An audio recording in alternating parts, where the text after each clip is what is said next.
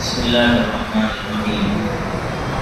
الحمد لله رب العالمين، والصلاة والسلام على سيد المرسلين محمد وآله وصحبه أجمعين، أما بعد. قال الله تبارك وتعالى في كتابه المجيد والفرقان الحميد: أعوذ بالله من الشيطان الرجيم، بسم الله الرحمن الرحيم. قد نعلم إنه ليحزنك الذي يقولون فإنهم لا يكذبونك ولكن الظالمين بآيات الله يجحدون. ولقد كذبت رسل من قبلك فصبروا على ما كذبوا وأوذوا حتى أتاهم نصرنا ولا مبدل لكلمات الله ولقد جاءك من نبأ المرسلين. وإن كان كبر عليك إعراضهم فإن استطعت أن تبتغي نفقا في الأرض أو سلما في السماء فتأتيهم بآية ولو شاء الله لجمعهم على الهدى فلا تكونن من الجاهلين. صدق اللہ العظیم. 12 نمبر 7 ہے سورۃ الانعام کی آیت نمبر 33 سے لے کر 35 تک تلاوت کی گئی ہے. تشریف لے آئیں. جو حضرات ادھر بیٹھے ہوئے ہیں اجتماعی عمل میں شرکت کیجیے. یہاں یہ اتر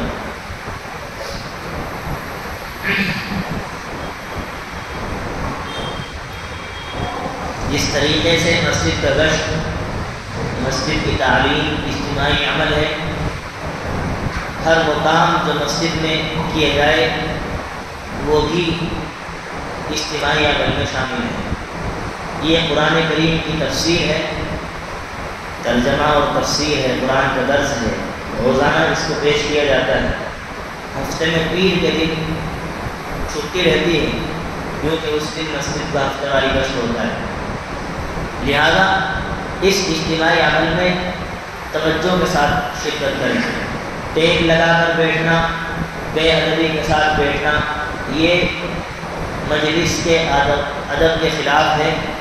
اور خاص طور پر جب کہ قرآن کریم کی تفسیر کی جا رہی ہو اس میں تو بہت ہی ادب کا مظاہرہ کرنا چاہیے، کیونکہ یہ سب سے افضل چیز ہے. قرآن کریم اللہ کا کلام ہے، حدیث سے بھی اوپر قرآن کریم کا درجہ ہے.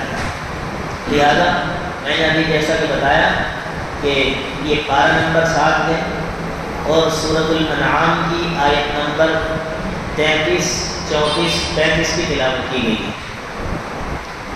گزشتہ آپ نے پچھلی آیت میں پڑھا تھا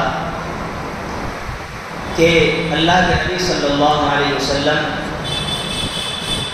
مسلسل لوگوں کو توحید، رسالت اور آخرت کا عقیدہ سمجھانے کی کوشش کر رہے ہیں. اسلام کے 3 بنیادی عقیدے ہوتے ہیں. نمبر 1 توحید، اللہ کو ایک ماننا. نمبر 2 رسالت، تمام رسولوں پر بھی ایمان لانا اور آخری رسول پر بھی ایمان لانا. اور نمبر 3 آخرت، کہ ہمیں مرنے کے بعد دوبارہ زندہ کیا جائے گا اور ہم سب کو اللہ کی بارگاہ میں پیش کیا جائے گا، وہاں ہم سے حساب و کتاب ہوگا. یہ ساری چیزیں آخرت کے کانسیپٹ میں آتی ہیں. جن لوگوں کے پاس آخرت کا کانسیپٹ نہیں ہے وہ دنیا کی مستیوں میں مگن ہے اور ان کو کوئی فکر نہیں ہے. اگرچہ مسلمانوں میں بھی ایک بڑی جماعت ایسی ہے جو اپنے آپ کو مسلمان تو کہتی ہے لیکن ان کے بیہیویئر سے، ان کے اعمال سے نہیں لگتا کہ وہ در حقیقت جو ہے آخرت کی فکر میں ہے.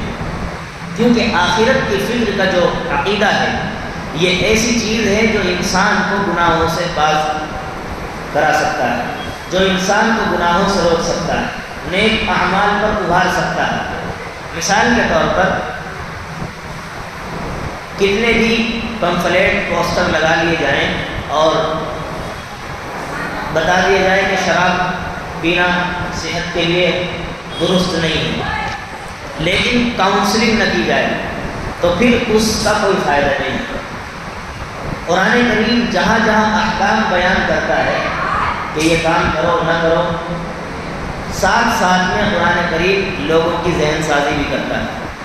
یہ جو اس طرح کی آیات ہیں ان اللہ علی کل كل شيء قدير ان الله سميع بصير ان الله عليم خبير کہ اللہ ہر چیز پر قادر ہیں، اللہ سننے والے ہیں، جاننے والے ہیں، باخبر ہیں، باریک بین ہیں۔ یہ کیا مطلب ہے ان آیتوں کا؟ بھائی قرآن کریم میں ایک دفعہ کہہ دینا تھا کہ ان اللہ علی کل شیء قدیر، اللہ ہر چیز پر قادر ہے، بات پوری ہو گئی۔ لیکن قرآن کریم میں بے شمار مقامات پر الگ الگ جگہوں پر جو ہے مختلف انداز میں انہی الفاظ کو دہرایا گیا ہے۔ اس کا مقصد کیا ہے؟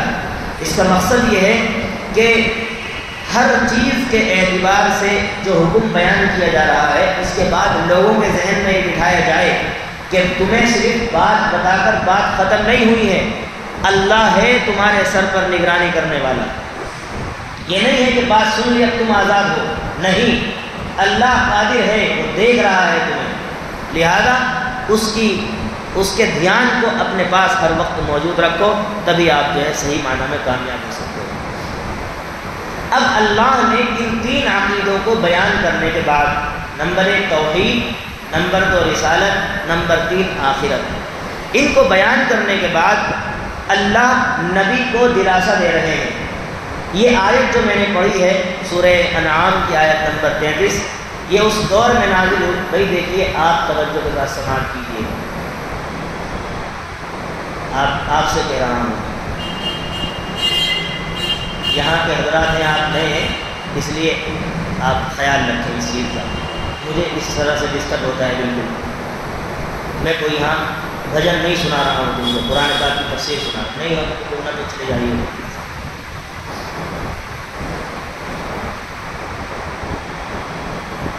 جس طرح کی لوگوں کی توجہ ہوتی ہے خطیب پر، بولنے والے پر، اللہ کی طرف سے اس طرح کا نزول ہوتا ہے۔ جیسی آپ کی توجہ ہے ایسا اللہ ذہن میں علم فرماتے ہیں، نہیں آپ کی توجہ تو سارا مضمون ذہن سے نکل جاتا ہے، لہذا اس طرح کی تکلیف نہ پہنچائیں۔ میں یہ بات کہہ رہا تھا کہ اللہ کے نبی صلی اللہ علیہ وسلم پر جب یہ آیت نازل ہوئی ہے، یہ مکی دور میں نازل ہوئی ہے، اور مکی دور جو ہے وہ سخت مخالفت کا ہے، اللہ کے نبی کی سخت مخالفت کی گئی، مشکل سے 100 آدمی ایمان لائے ہیں مکی دور میں، اور پھر ایک مدنی دور آیا، اللہ نے اس میں جو ہے انعامات سے نوازا، حکومت بھی دی، ساری چیزیں ہوئی، فتح مکہ بھی ہوا، جو لوگ آپ کے دشمن مخالف تھے وہی آپ کے سامنے سر جھکانے پر مجبور ہوئے۔ تو جس وقت یہ آیت نازل ہوئی ہے وہ شدت کا زمانہ تھا مخالفت کا، جو ایمان لاتے تھے وہ حبشہ کی طرف ہجرت کر کے چلے جاتے تھے، مکے میں صرف چند ایسے نفوس باقی رہ گئے تھے جو بہت مضبوط تھے ایمان والے، جیسے حضرت ابوبکر صدیق رضی اللہ عنہ، اس طرح کے لوگ مکہ المکرمہ میں موجود تھے۔ اب اللہ کے نبی صلی اللہ علیہ وسلم کو یہ فکر دامنگیر ہوئی کہ میں اتنی محنت کر رہا ہوں اور بہت مشکل سے یہ لوگ ایمان لاتے ہیں، پھر مکے والے ان کو جینا حرام کر دیتے ہیں۔ اکثر تو وہ لوگ جو کسی کی ملکیت میں تھے، غلام تھے، ان کا آقا ان پر ظلم ڈھایا کرتا تھا، اور جو بھی ایمان لاتا تھا اس کو طرح طرح کی مشقتیں جو ہے دی جایا کرتی تھی۔ تو اللہ کے نبی کو یہ بات فکر مند ہمیشہ رہتے تھے اس بات سے کہ میں جو محنت کر رہا ہوں میرا مشن کامیاب ہوگا یا نہیں۔ آخرکار اب اللہ تعالیٰ فرما رہے ہیں، دلاسا دے رہے ہیں نبی کو کہ دیکھیے یہ آپ کو نہیں جھٹلاتے ہیں، اللہ کے نبی کی بات نہ ماننا انڈائریکٹلی اللہ کی بات نہ ماننا ہے۔ مثال کے طور پر میرا کوئی مہمان آئے، آپ اس مہمان کے ساتھ بدتمیزی کریں تو آپ میرے ساتھ بدتمیزی کر رہے ہیں۔ اللہ کے نبی صلی اللہ علیہ وسلم اللہ کے محبوب ہیں، اللہ کے رسول ہیں، اور سب سے محبوب ترین رسول ہیں۔ اللہ کے نبی کی بات نہ ماننا گویا اللہ کی بات نہ ماننا، کیونکہ وہ اپنی طرف سے کوئی بات نہیں بتاتے ہیں، وہ وہی بات بتاتے ہیں جو اللہ تعالیٰ ان کو بتاتے ہیں۔ لہذا اللہ ان سے فرما رہے ہیں، اے نبی ہمیں معلوم ہے کہ یہ لوگ جو آپ کے خلاف پروپیگنڈا کرتے ہیں، آپ کے خلاف سازشیں کرتے ہیں، اس سے آپ کو تکلیف پہنچتی ہے، کیونکہ آپ ایک انسان ہیں۔ اگر آپ انسان نہ ہوتے تو آپ کو تکلیف نہ پہنچتی، کیونکہ تکلیف پہنچتی ہے انسان کو، فرشتے کو تکلیف نہیں پہنچتی، کیونکہ وہ نورانی مخلوق ہے، اللہ نے نور سے پیدا کیا ہے، وہ جس حالت میں ہے ہمیشہ اسی حالت میں رہیں گے۔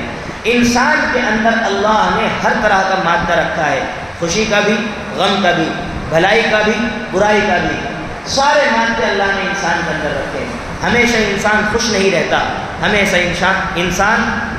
انسان غم میں نہیں رہتا، ہمیشہ انسان بھوکا نہیں رہتا، ہمیشہ انسان پیٹ بھرا ہوا نہیں رہتا۔ ہر طرح کے حالات ہیں، ہمیشہ انسان امیر نہیں رہتا اور ہمیشہ انسان غریب نہیں رہتا، ہر طرح کے حالات انسان پر آتے ہیں۔ تو اللہ کے نبی انسان تھے، لیکن اس کو یہ بات کہہ رہے ہیں کہ اپنے جیسا انسان، یہ بات غلط ہے بالکل۔ وہ انسان کے سب سے افضل ترین مقام پر تھے، افضل البشر، سب سے افضل، آپ سے افضل کوئی نہیں ہو سکتا اس کائنات میں، آپ سب سے افضل تھے۔ لہذا اللہ فرماتے ہیں کہ ہمیں معلوم ہے کہ ان لوگوں کی باتوں سے آپ کو تکلیف پہنچتی ہے، لیکن آپ دلگیر نہ ہوں، آپ رنج محسوس نہ کریں۔ ہمارا کام ہے کہ ہم آپ کو جو ہے انشاءاللہ فتح سے نوازیں گے۔ اب فرما رہے ہیں کہ یہ لوگ، اور یہ بات ابو جہل نے بھی کہی ہے، جو بات آیت میں ہے، ایک مرتبہ ابو جہل نے اللہ کے نبی سے کہا کہ دیکھو محمد، ہم تمہارے کو غلط نہیں کہتے، ہم آپ کو غلط نہیں کہتے، جس دین کو آپ پیش کر رہے ہو اور جس کتاب کے بارے میں تم کہتے ہو وہ غلط ہے، تم تو صحیح ہو۔ اسی کو اللہ تعالیٰ فرما رہے ہیں قَدْ نَعْلَمُ إِنَّهُ لَيَحْزُنُكَ الَّذِي يَقُولُونَ، ہمیں یہ بات معلوم ہے کہ جو لوگ آپ کے خلاف باتیں کرتے ہیں اس سے آپ کے دل کو تکلیف پہنچتی ہے۔ فَإِنَّهُمْ، لیکن ایک بات سن لو، یہ آپ کو نہیں جھٹلا رہے ہیں، وَلَكِنَّ الظَّالِمِينَ بِآيَاتِ اللَّهِ يَجْحَدُونَ، یہ ظالم لوگ اللہ کی آیتوں کو جھٹلا کر اللہ کو جھٹلا رہے ہیں، آپ کو کیا بگاڑیں گے۔ وَلَقَدْ كُذِّبَتْ رُسُلٌ مِّن قَبْلِكَ فَصَبَرُوا عَلَىٰ مَا كُذِّبُوا وَأُوذُوا حَتَّىٰ أَتَاهُمْ نَصْرُنَا، اور اے نبی آپ اس چیز کو یہ نہ سمجھیں کہ میرے ساتھ ہی انوکھا کام ہے، آپ سے پہلے جتنے رسول آئے ہیں سب کے ساتھ اس طرح کا معاملہ گزرا ہے۔ موسیٰ علیہ السلام کے واقعات پڑھیں یا اور نبیوں کے واقعات پڑھیں، سب کو تکالیف دی گئی ہیں، لیکن ان نبیوں نے تکلیف برداشت کر کے وہ اپنے کام پر لگے رہے، اللہ نے پھر ان کو فتح سے نوازا۔ اسی کو کہہ رہے ہیں وَلَقَدْ كُذِّبَتْ رُسُلٌ مِّن قَبْلِكَ فَصَبَرُوا عَلَىٰ مَا كُذِّبُوا وَأُوذُوا حَتَّىٰ أَتَاهُمْ نَصْرُنَا، آپ سے پہلے بھی بہت سارے رسولوں کو تکلیف پہنچائی گئی، ان کو جھٹلایا گیا، لیکن انہوں نے اپنے آپ کو جھٹلانے پر اور جو تکلیف ان کو پہنچائی گئی تھی ان تمام چیزوں پر صبر کیا اور اپنے کام میں لگے رہے، حتیٰ آتاہم نصرنا، یہاں تک کہ ہماری مدد ان کو پہنچی۔ ولا مبدل لکلمات اللہ، یہ اللہ کا وعدہ ہے جس کو کوئی بدل نہیں سکتا۔ وَلَقَدْ جَاءَكَ مِن نَبَإِ الْمُرْسَلِينَ، اور تحقیق کے تمہارے پاس بہت سارے نبیوں کے واقعات بھی آ چکے ہیں۔ یہ قرآن جو نازل کر رہے ہیں اس میں بہت سارے نبیوں کے قصے تم پڑھ چکے ہو کہ فلاں نبی کے ساتھ کیا کیا گیا اور فلاں نبی کے ساتھ کیا کیا گیا۔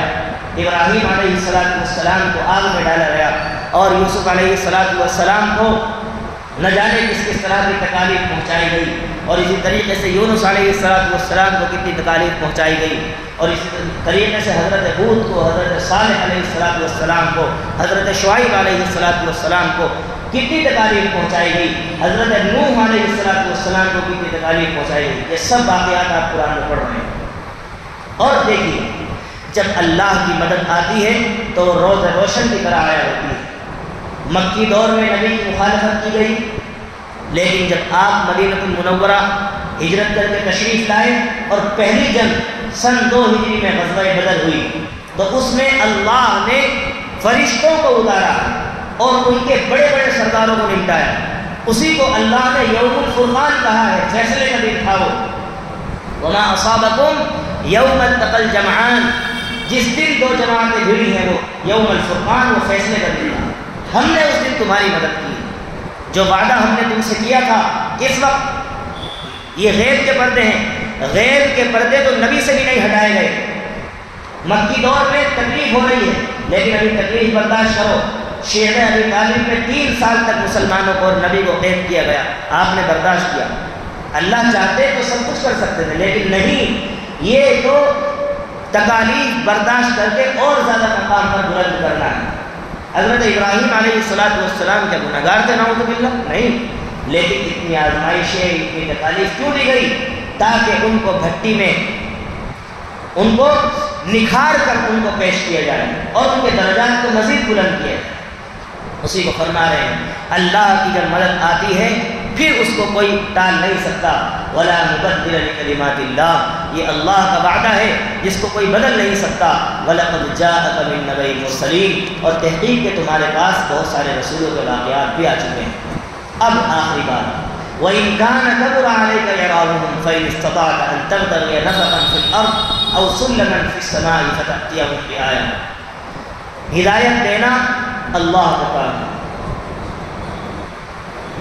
داعی اسلام کے لیے ان آیتوں میں رہنمائی، جو لوگ دعوت دین کا کام کر رہے ہیں، اللہ کے بندوں کو اللہ کی طرف بلاتے ہیں، ان کے لیے ان آیتوں میں خاص پیغام ہے کہ دیکھو، یہ پہلی آیت میں آپ نے سنا کہ یہ آپ کو نہیں جھٹلا رہے ہیں، یہ اللہ کو جھٹلا رہے ہیں۔ تو بالکل ایسا ہوا، اللہ کے نبی اصل میں کیا تھے؟ امت کے تئیں بہت فکر مند تھے۔ اللہ کو ایسا لگا کہ آپ ان کی فکر میں جان نہ گنوا دیں، تو اللہ نے کہا کہ آپ کو جان گنوانے کی ضرورت نہیں ہے، یہ مجھے تکلیف پہنچا رہے ہیں، آپ کے کام تو صرف بات کو پہنچانا ہے، آپ کے ذمے صرف بات کو پہنچانا ہے، آپ صرف پیغام پہنچائیں، ہدایت دینا اور نہ دینا یہ میری ذمہ داری ہے۔ اس لیے اللہ کے نبی کو نصیحت کی جا رہی ہے کہ آپ ان کے پیچھے اس قدر نہ پڑے کہ آپ اپنی جان سے جو ہے ہاتھ دھو بیٹھیں، لہذا آپ صرف بات کو پہنچائیں، ہدایت دینا ہماری ذمہ داری ہے۔ یہ تو وہ معاملہ ہو گیا مدعی سست گواہ چست، یعنی جس کا مقدمہ ہے اس کو فکر نہیں ہے اور گواہ کو بہت زیادہ فکر ہے، یعنی یہ مثال دی گئی، اللہ کہہ رہے ہیں کہ آپ اتنی زیادہ فکر نہ کریں، یہ آپ کو نہیں جھٹلا رہے ہیں، یہ مجھے جھٹلا رہے ہیں۔ اب اس کے بعد جو مطالبے تھے کچھ کفار مکہ کے، جو مکے کے مشرکین تھے، ان کی کچھ ڈیمانڈ تھی۔ کیسی؟ پہلی ڈیمانڈ یہ ہے کہ آپ یہ جو مکے کے چاروں طرف پہاڑ ہیں ان کو ہٹاؤ، ایک نہر یہاں، اللہ سے کہو کہ ایک نہر یہاں کھود کر نکالیں جس سے ہمارے کھیت سیراب ہو۔ الگ تک مطالبے۔ پھر اسی طریقے سے ایک مطالبہ ہے وَقَالُوا لَن نُؤْمِنَ لَكَ حَتَّى تَفْجُرَ لَنَا مِنَ الْأَرْضِ يَنبُوعًا۔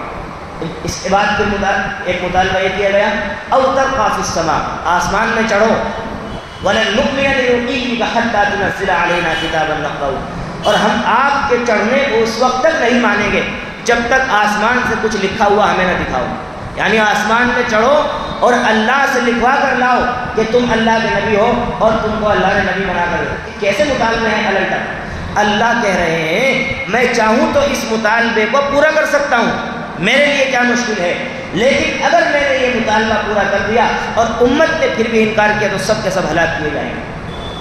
آپ مسلسل سن رہے ہیں اور میں آپ کو تفسیر میں سمجھا رہا ہوں کہ جب وہ معجزات اور وہ میریکلس، انگلش میں معجزات کو میریکلس کہتے ہیں، اچنبے کی چیز جس کا کوئی سائنٹیفک تجزیہ نہ کیا جا سکے۔